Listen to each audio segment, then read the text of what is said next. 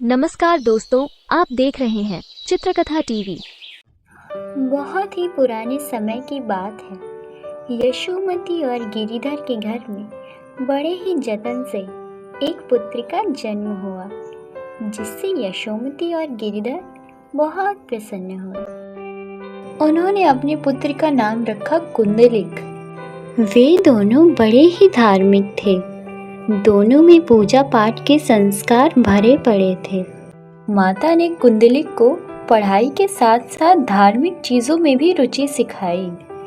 धीरे धीरे कुंडलिक की यह रुचि बढ़ती चली गई। एक दिन माता ने कुंडलिक को भगवान जगन्नाथ जी के बारे में बताया कि भगवान जगन्नाथ जी की रथ यात्रा क्यों निकाली जाती है। माता ने कहा, एक बार की बात है, कृष्ण जी की माता रोहिणी और उनकी पुत्री सुभद्रा रसोई घर में भोजन तैयार कर रही थी। तब कृष्ण की रानियों ने आकर माता को घेर लिया और उनसे प्रश्न किया, हे माता, कृपया हमें भी बताइए ना कि हमारे नाथ बचपन में कितने शरारती हुआ करते थे। उनकी रास लीलाएं जो दूर दूर तक फैली हुई हैं, उनकी कथा हमें भी सुनाइए ना।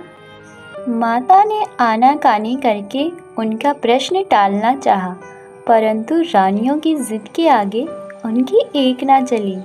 तब उन्होंने मन ही मन यह सोचा कि सुभद्रा के सामने भाई कृष्ण की उनकी गोपियों के साथ उनकी रास लीलाएं सुनाना कुछ ठीक बात नहीं। इसलिए उन्होंने कृष्ण और बलभद्र को आवाज़ लगाई, पुत्र कृष्ण, बलदाऊ, दोनों शीघ्र यहाँ आओ।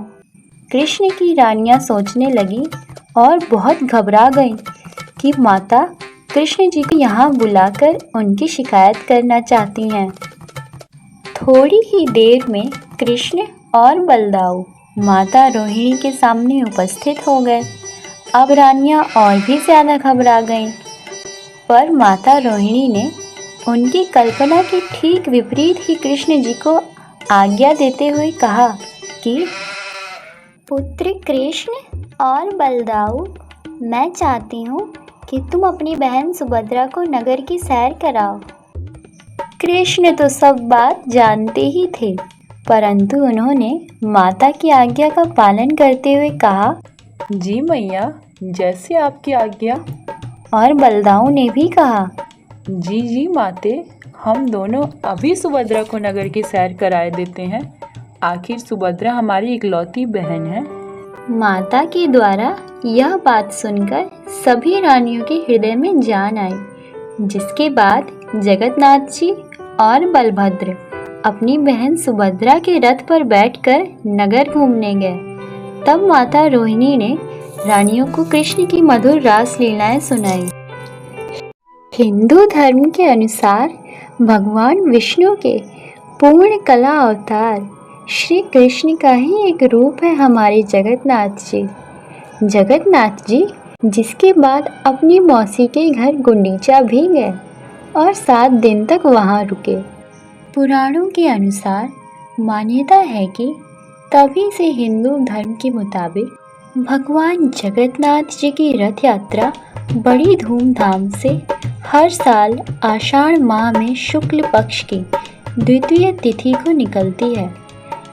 जगन्नाथ यात्रा कुल 10 दिनों की होती है, जिसके 11वें दिन जगन्नाथ जी की वापसी के साथ यात्रा का समापन होता है। इस बार भगवान जगन्नाथ जी की 146वीं रथ यात्रा निकाली जाएगी। यह वैष्णव मंदिर श्री हरि के पूर्ण अवतार श्री कृष्ण को समर्पित है। पूरे साल इनकी पूजा मंदिर के गर्भगृह में होती है। रथ यात्रा पुरी के जगन्नाथ मंदिर से 3 दिव्य रथों पर निकाली जाती है। सबसे आगे बलभद्र का रथ, उनके पीछे बहन सुभद्रा और अंत में श्री कृष्ण का रथ होता है। आषाढ़ माह में 3 किलोमीटर की अलौकिक रथ यात्रा के जरिए हमने इन्हें गुंडीचा मंदिर लाया जाता है। अगली कहानी में हम भगवान जगन्नाथ की एक बड़ी ही मधुर लीला का वर्णन करेंगे। चित्रकथा टीवी से जुड़े रहिए। बोलिए जय श्री जगन्नाथ।